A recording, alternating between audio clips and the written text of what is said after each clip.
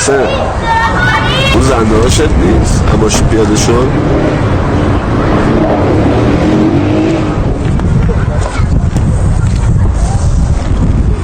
تشکر.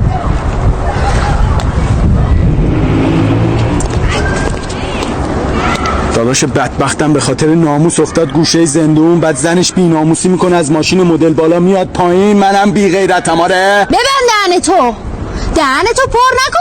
غیرت کنم. غیرت به مشکل کردن و چشم گشاد کردن و غم و تتو نیست که. غیرت قیمت داره، نجابت میخواد. باید وقتی میگی غیرتی هم غیرتی ببینی، هم غیرتی عمل کنی. یه بار اومدی جلو در خونه داداشت ببینی بچه داداشت از گرسنگی نمرده باشه. یه بار اومدی بگی بچه داداشم گوشی داره درس بخونه یا نه. اومدی ببینی صاحب خونه پشت در وای میسته چه چیزایی که لایق خودشه و بچهشه به من میگه. نه من غریبم بازی در نیا. برش کن فروختم.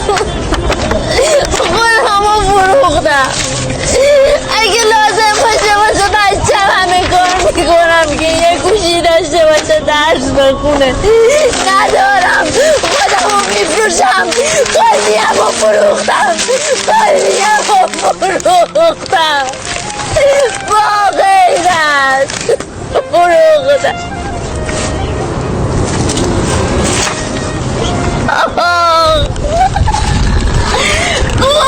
کجاست که بیاد یکی به دادم برسه.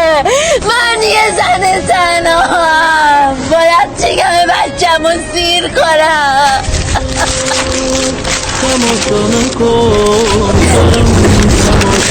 کلیه فروشی تن فروشی حساب نمیشه.